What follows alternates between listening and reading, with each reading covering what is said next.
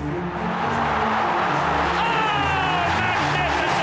Leeds Rhinos are the champions of the world. It is a classic Wingers try. Leeds have won back-to-back rugby league titles. It's a brilliant Burrow try! A fantastic Rob Burrow try!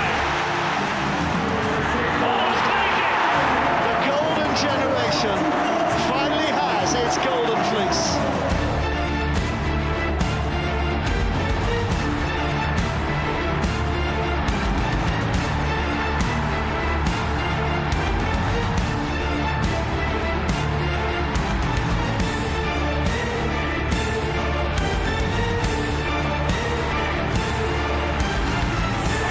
Leeds Rhinos have done it again. They are champions.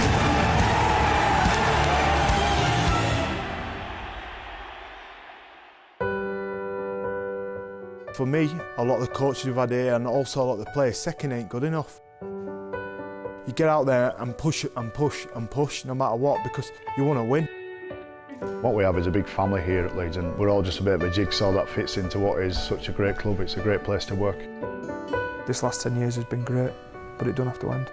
The golden decade doesn't have to end, does it? The history of the Leeds Rugby League Club is a story with many ups and downs. The silver linings of the 20th century came in the form of 11 Challenge Cups, but championship titles were a much rarer sight at Headingley. Well, I think Leeds Rhinos had always had good players, you know, really significant players of their generation, but not managed to get anything together. Scully and Ellery and Graham O'Roy, those type of players. We was standing there and watching finish second quite a lot. I was incredibly frustrated as a fan watching Leeds play. And so my dad, I think there was one day, we just said we're not coming to watch anymore.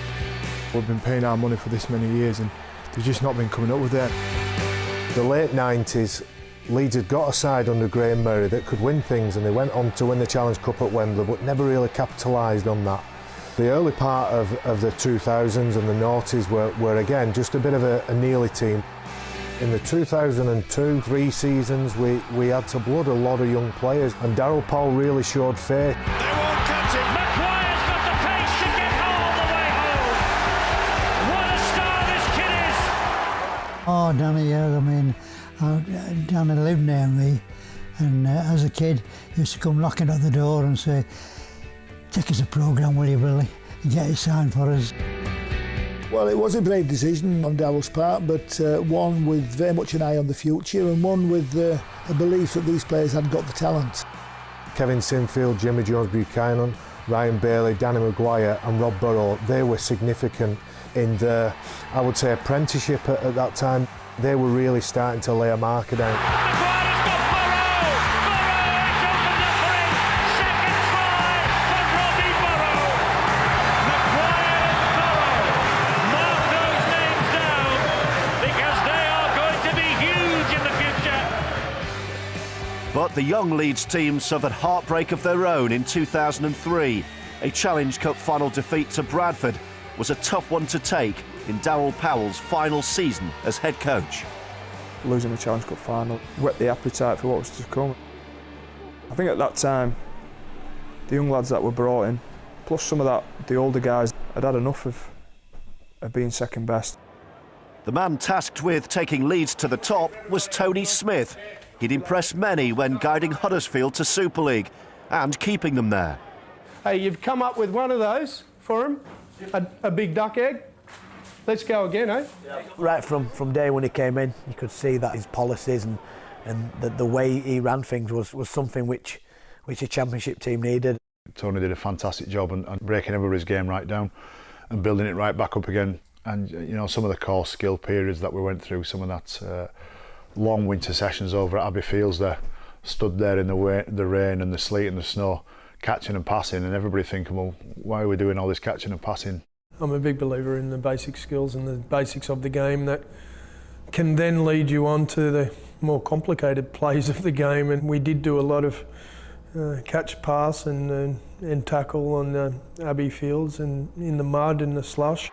Nobody could really see the reasons why we were doing it back then. But I'll tell you, midsummer 2004, when Leeds are leading the league, you know, certainly top two and being one of the best teams in the league. You know, this is before winning the title. I think everybody realised then something had been put in place. Tony Smith would come in and he'd just say, listen, I don't care what your name is, I don't care what you've done in the past. If you're willing to work hard for this group and tip your heart and guts into our cause, you're going to get an opportunity.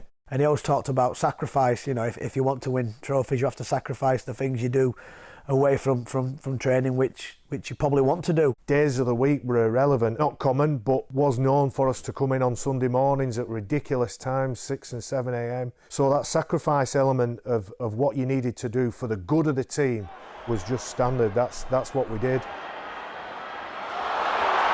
Look at this run from Diskin. What a ball back to Maguire, and Maguire scores again. Somehow, just little things that he did, he'd go around the gym every morning and he'd just say good morning. On Easter he'd bring you a tiny little Easter egg.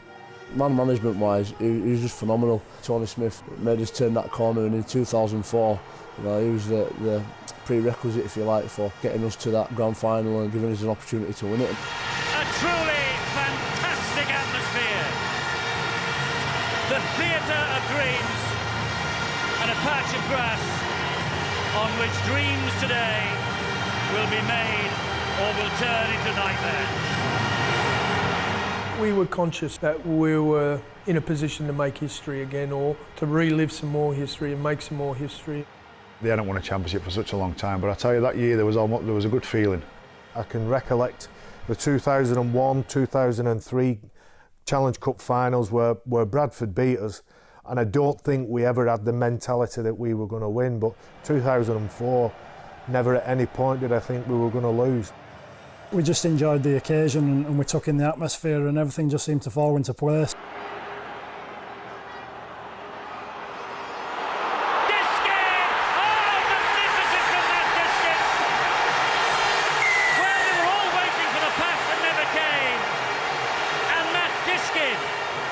Terrific try from Matt Diskin, the Leeds Rhinos Player of the Year this year. It's a little surreal, actually. Some of it flies straight past you and some of it almost seems like slow motion. The Bradford fans, I think they know the writing's on the wall. Maguire, senior, back to Maguire. Danny Maguire for Leeds! The young hero to win the grand final, maybe! Steve Ganson points to the spot, and Leeds may be. The long wait is over. 38 tries this year, and Danny Maguire maybe has won it now for the Rhinos. I think that was 10 years ago. It was unbelievable, and when you look back at now at some of the footage, and we're all there with baby faces, incredible moment. Leeds have won the grand final. They've won the championship for the first time in 32 years. Robbie Paul, it goes wide, it's a knock on, and It's all over. Is that? Leeds are the champions of 2004 to Tony Smith the spoils. Look what it means to the men from Headingley.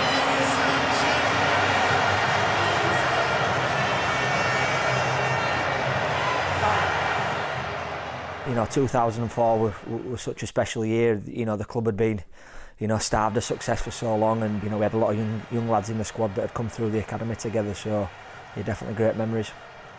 It was a great event, great night, and I was relieved just because, you know, we'd finally got that trophy after supporting them so long. You know, 32 years since we've won our last championship. To see what it meant to so many people was huge. I think everybody involved that year, on and off the field, and for those who supported the club for so long, you know, I think it was a very proud moment for everybody concerned. Freddie Cummins was not picked, not selected for that game. He was the first one to run on the field when the hooter went, and I can remember him jumping in the air, punching the air. Bearing in mind that prior to that season, I think Freddie had the most consecutive games, I think, and had captained the team, and he had to accept some bad news, maybe even bad calls from the coach, but bad news from the coach certainly, and But it didn't show in the way that he celebrated that evening, and I think that epitomises what a team should be about, and I think it epitomises mostly what we were about that year. It's engraved in my memory forever and a day.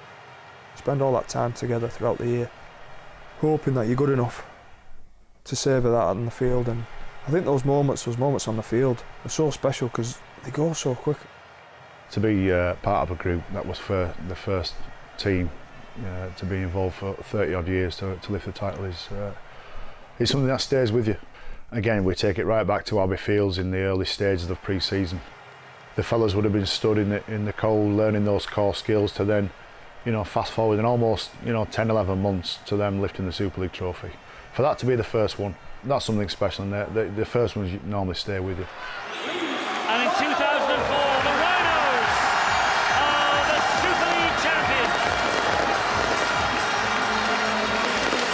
I think I had one glass of red wine that night when I got back to the ground with my wife. It's almost not a sense of relief, but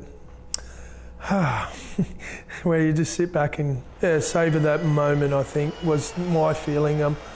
I get great joy, and it comes back to, once again, seeing the boys on the park celebrate after all the work that they've done. But for me as a coach, it's like, I'm glad it worked out, and now I can go home and sleep properly for a night. Super League success earned the Rhinos a crack at the world title.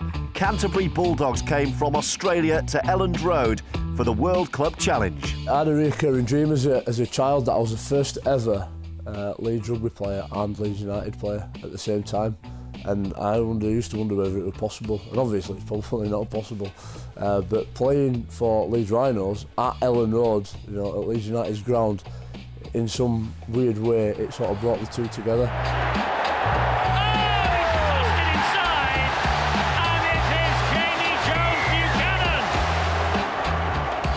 Packed out, I think it was 30, 38, 39,000 there, and such a memorable night, first time playing at Elland Road.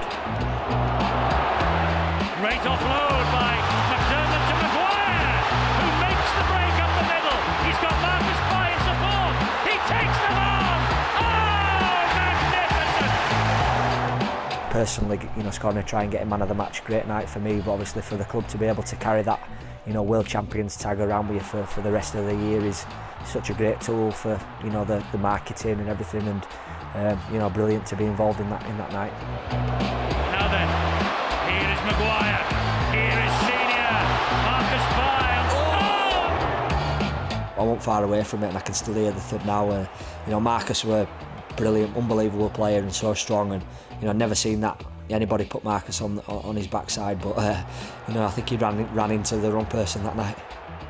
It's playing that game and such a massive occasion at such an important venue for me was really, really nerve-wracking, but I have to say it's probably one of the best days of my life as well. Leeds Rhinos are the champions of the world. The Rhinos made it to both major domestic finals in 2005, but were reacquainted with heartbreak when they got there. Paul Cook sealed a dramatic Challenge Cup win for Hull before grand final defeat to Bradford at Old Trafford. I actually think Leeds was the best team that year. By a distance at times. Obviously, we didn't perform in the two big games, the Challenge Cup and the final, and that's not just down to us playing poor, obviously, but the other teams on the day doing better than us. Hull did better than us, and Bradford did. Certainly 2006 was not quite as good. I think that was the first year JP was there. 2006 was a disastrous year for me. It was my first year at the club. I didn't play particularly well, the team didn't play particularly well, and I'm going to the 2007 season thinking, have I made the right move here? People like that joining the side and not getting the silverware again. It was disappointing. It was a long off season when you weren't doing anything and not won anything, but I was still confident, as was Danny, Kev and Jamie Jones, people like that who'd been there, that we could take success again. The Rhinos were back in the grand final in 2007 when an era-defining rivalry with St Helens was born. They just had this mode of playing, this philosophy where they got out dummy half, play at 150 miles an hour. They had some phenomenal players, and you could go on Olsley Road, be 12 minutes into the game and you'd be 18-0 down thinking, what has just gone on? You know, I think there's definitely a lot of respect between the two teams, and you know the history and the tradition that both clubs have got. So to play them in grand finals was always a massive nerve-wracking thing. That rivalry between 06 and 09 was fierce, was bitter. People seem to perceive it as though there was a lot of hatred there, but at the end of the day it was a grand final, and both teams wanted to win. When you've got two teams vying for the top all the time, you build up dislikes for people. Rugby gives you such a focus, and winning grand finals gives you such a focus that you will do anything to go out there and try and win. And it was great to have one of those rivalries within Super League. I think it added to the competition.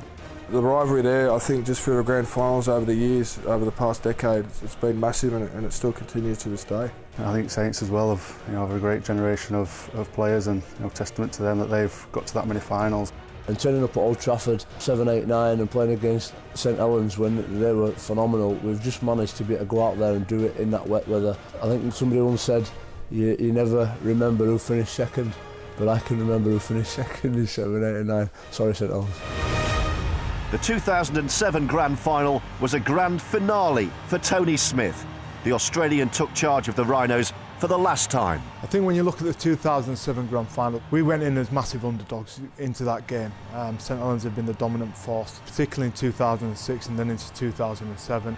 Tony was a very technical coach, but he sat everyone down the night before the Grand Final, and we were in a semicircle, and we all had to speak about why we wanted to win the Grand Final. It was an incredibly emotional meeting, probably one of the most emotionally charged meetings that I've ever sat through within a rugby league club, and I think that just brought the team together, and that was the lift we needed to go out and go from underdog to go out and win.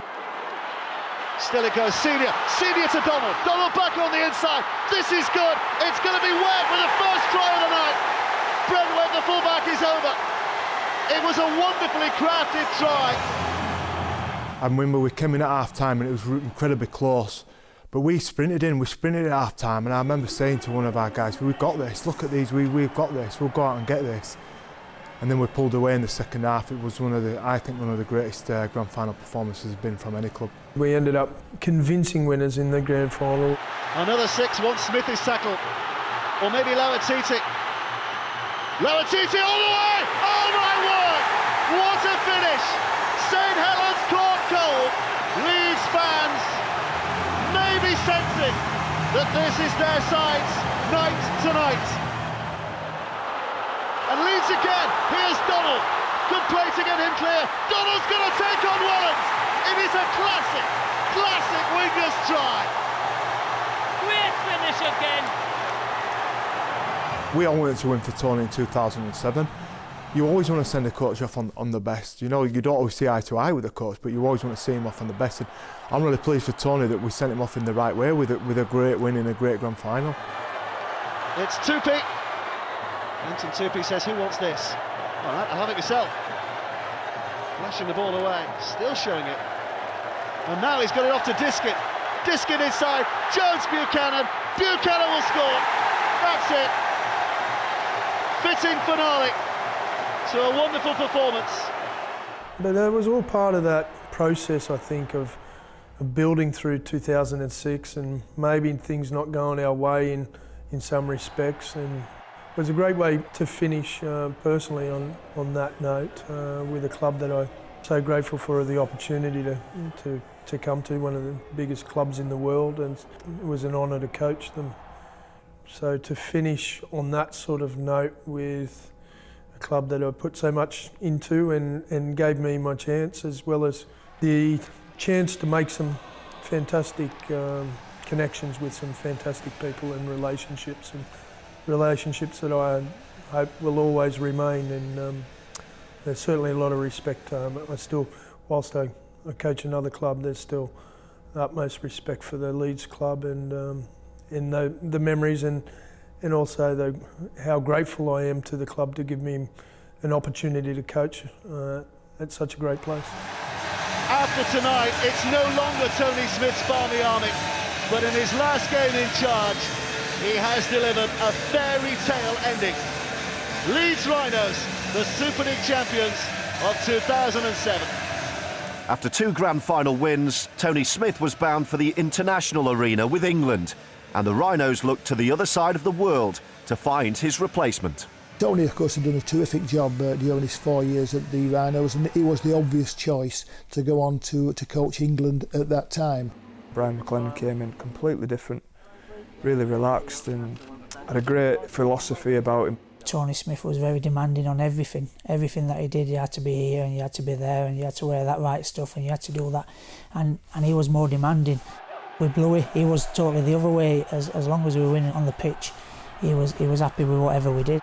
We'd have the technical side with Tony Smith, and Brian McLennan tried to bring us closer together with a motivational thing, and brought in some very good things and kept us playing as a team and playing as a unit. And it's always difficult taking over an established group of players and the players that had enjoyed some success. But I think he developed an instant rapport with the players, and was to be able to build on the strengths that Tony had put into the organisation, and of course was to go on and achieve a lot of success. Just 5 games into his tenure, McLennan took the Rhinos back to the top of the world. A star-studded Melbourne, beaten at Elland Road. The weather was really bad, and the wind and the rubbish were just blowing all over the field. Probably the rain were going sideways with 70-mile-an-hour winds, and a real slugfest. And I just remember the defences in that games were both on top, and it was a real brutal game. In every World Club challenge, we've come up against Manly a few times and Melbourne a few times, and probably both them teams have the best players in the world. So obviously we've won a few and lost a few, but they've all been intense games and good learning curves for our players. To play against the best Australians in the world, and to do that as a Leeds Rhinos team, and to come out victorious is a great occasion, and absolutely superb to be involved in. Leeds backed up their world title with another run to the grand final, when the Rhinos found an unexpected hero at Old Trafford. The thing after 2007 was nobody ever backed up at that time, so that was certainly a focus, going from the 2007 grand final win to the 2008. And I was taught to Kev when we was in the England camps how good it would be to be the first team to back up and do it again. Well, the noise inside Old Trafford is absolutely deafening at the moment. It's Burrow.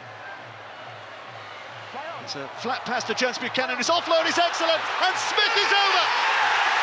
Leeds strike. Smithy was going to be playing on the wing, and obviously Webby then had a back injury, I think, and Smithy had an outstanding game at full back. It's a slap on the back for the try scorer. Such a talented player is Lee, and he had a great game that day and thoroughly deserved the man of the match. It was just one of them games that everything came off for him. His kicking game, he took the game by the scruff of the neck. Smith has done reasonably well. He's done very well in the end, actually, as that ball bounces out of play to the frustration of Francis Melly. He kicked a 40-20 as well, I think I recall, and that set the platform for, I think, one of my tries. Sinfield puts it high. Nelly concentrates, up he goes, can't collect. It'll be another 6 tackles here. Maguire will not need it. He steps away and scores. Lightning. Ellie Smith was fantastic that year for us, and really at the top of his game. He's a first-class full-back, centre, whatever he wants to play anyway, and he really came out and showed it. October nights in Manchester were now a regular date for the Rhinos. Old Trafford was quickly becoming a second home.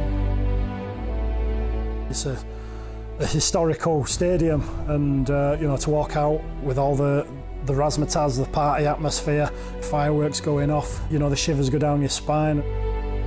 Being a Leeds United fan, I shouldn't really say this, but it is a great stadium, and I don't know if it's because we've got rugby league fans in there, but the atmosphere and the intensity, and walking down that tunnel, the air's on the back of you, they're standing up at the minute speaking about it. I've been there 4 times and won it 4 times, it's a place for champions.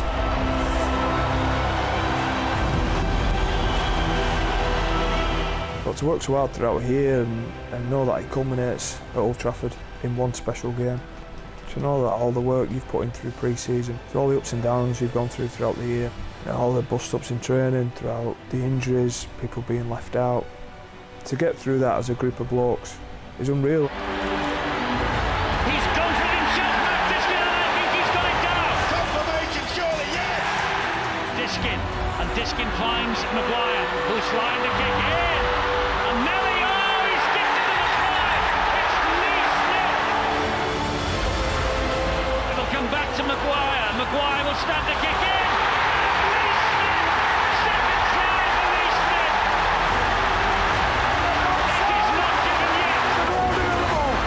I've been practicing left-footed kicks, and Smithy was saying kick one for me, and you know, it just happened to happen on the biggest night, the biggest stage. Oh, he might be offside. I think it's offside.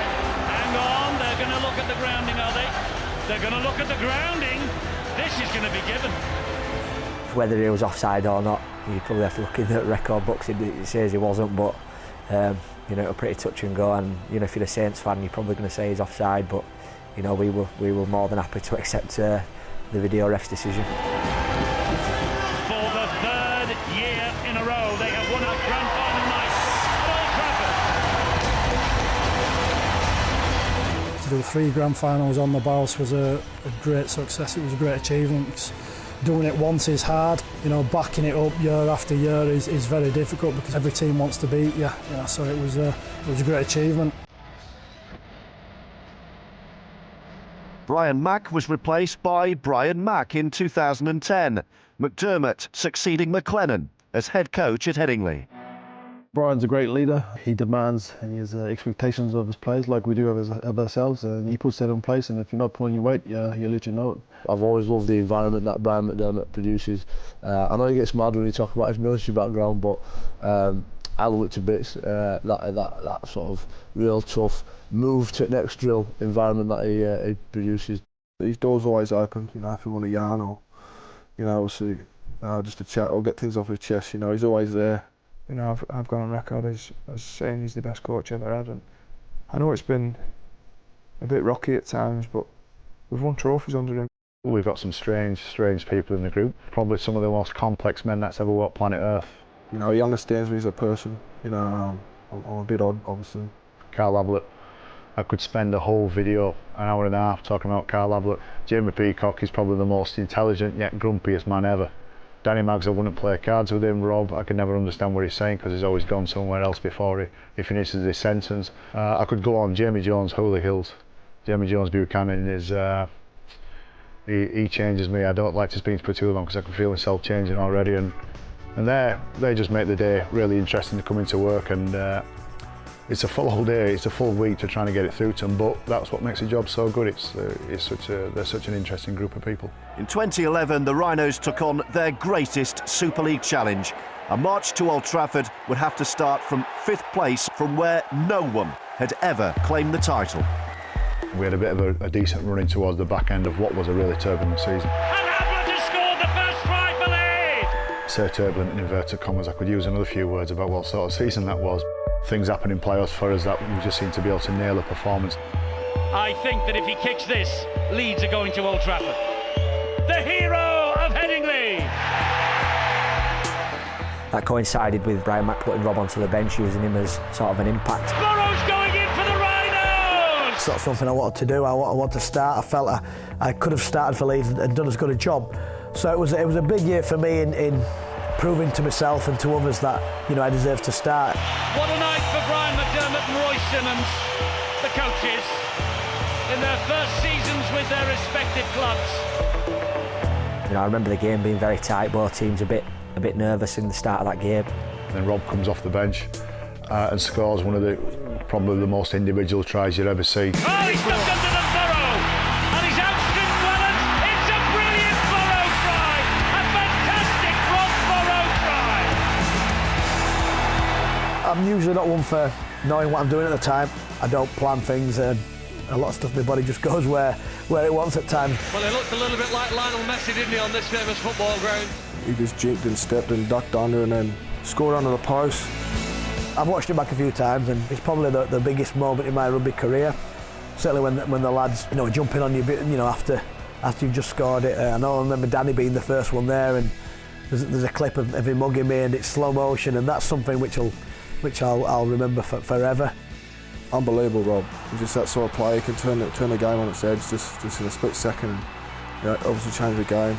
The game decider for us was another Rob Burrow moment when he gets out of dummy half. He runs out of dummy half and skirts the line.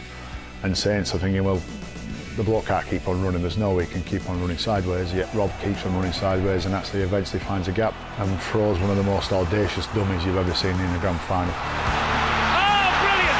Brilliant! Ryan Hall! Brilliant try! Engineered by Burrow, scored by Ryan Hall.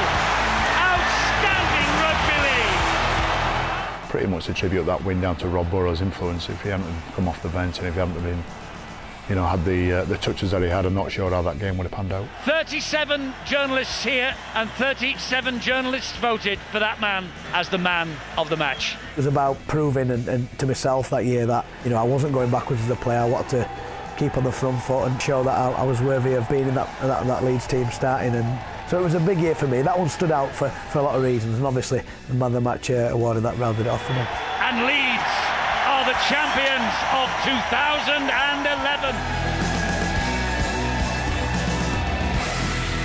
A third World Club title was claimed on a memorable night at a packed Headingley.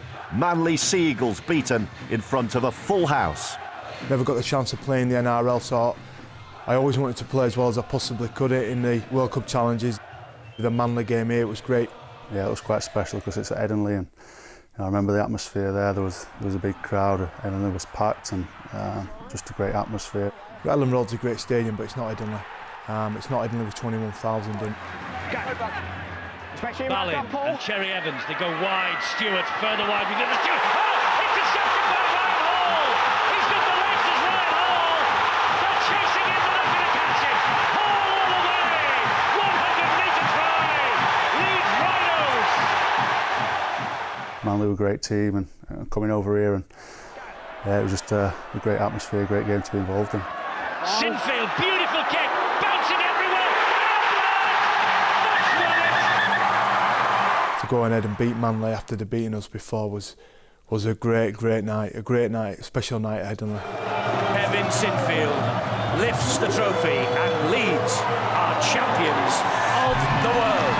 World champions and, once again, Super League champions for a 6th time in 2012 after an extraordinary captain's innings at Old Trafford. I remember going in as probably huge underdogs and having smashed in the cup final by Warrington.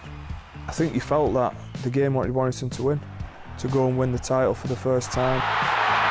Here comes Sinfield, try for Kevin Sinfield. You know, I remember scoring early.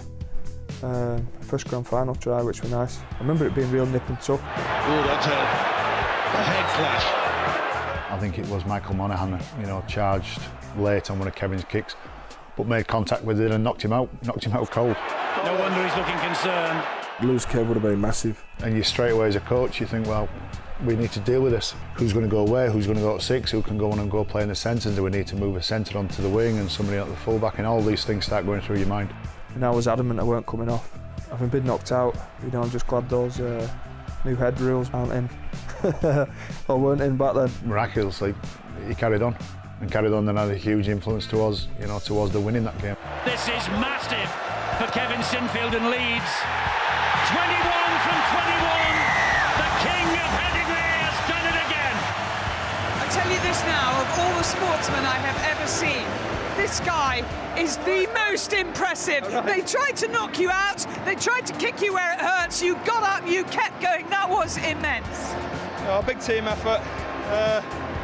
You know, I thought a month ago where we were, we got an absolute talent at Huddersfield, and to pick ourselves up and keep believing, incredible what's happened tonight. She's a big Leeds fan, so yeah, she was quite emotional and she nearly set me off actually. She ran off pretty quickly, and I certainly remember lifting that trophy. I don't know if that's because I've watched it since, but another special night, you know, to come from 5th again. Having done it in 2011 against a team that beat us in the Challenge Cup final was massive.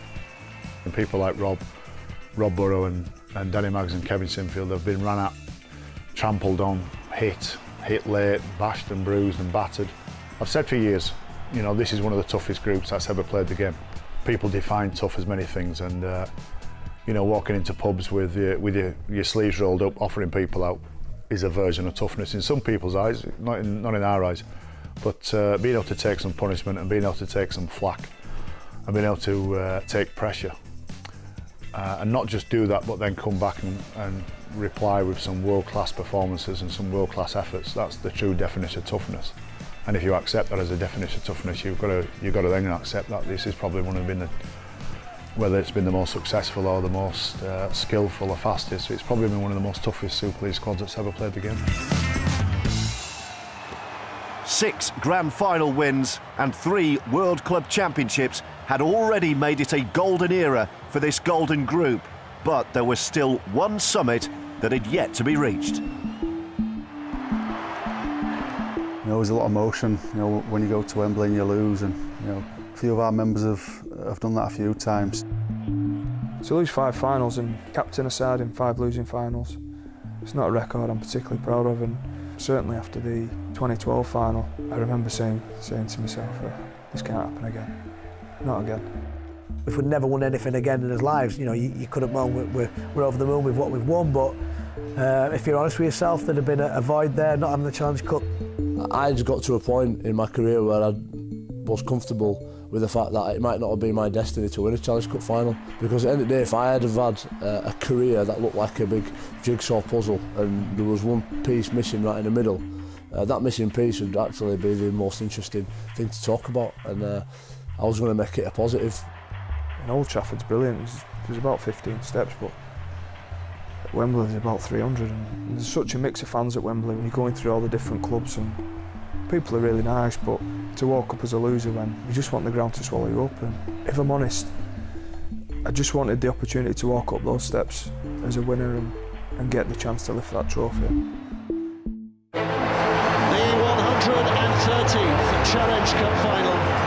Wembley looks resplendent. Callum Wilkins out to Briscoe, and Tom Briscoe is over. And Leeds have the early lead. Here's Burrow, 6th tackle. Little dialogue only half, but to high one up, makes Luke Dawn have to think about this one. And Dawn has missed it! Maguire has picked his pockets in mid-air.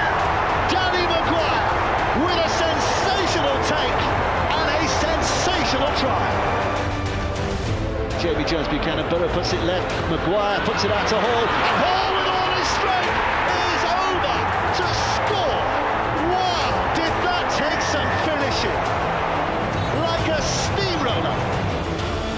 Leeds desperately looking for a bit of comfort again. Ayton, across it goes to Ryan Hall. Hall dragging defenders with him, over and scores here.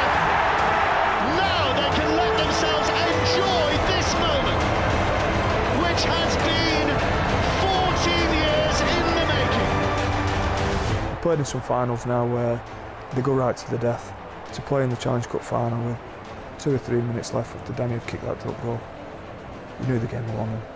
Yeah, I think it was just relief at the end of the whistle, that, you know, at the final whistle, that you can walk up them stairs, you know, that long flight of stairs, you walk up there and, you know, and be with each other and celebrate that trophy win, and you know, with all the fans. Certainly wanted those 300 steps to lift that trophy to be about 1,000 steps. Really enjoyable moment. Yeah, one I'll never forget. He seemed destined never to stand there and lift that trophy, but this is what the good times look and feel like, Leeds. For this generation of Leeds players, Wembley memories are finally made of this. I tasted success in the Challenge Cup, so I know how good it felt, and I wanted those players I played alongside to feel that as well. We got the win, and it was just a relief that you could really just relax and put a big sigh out and realise that you've finally got that trophy, which, you know, has evaded us for that long. To be able to win there and get the monkey off the back and bring the Challenge Cup home, it were, you know, a brilliant day. A lot of these boys, like Jamie Jones, Kev, Rob, Mags, you know, they haven't won, so it was good to get that win. I was more happy and pleased for them than I was for myself, to be honest. In 20-30 years' time, we'll still come together. You know, the guys that were out there winning that trophy, and it'll be like we've never been apart. So that's the real prize, if you like, the galvanising experience of winning such a prestigious trophy.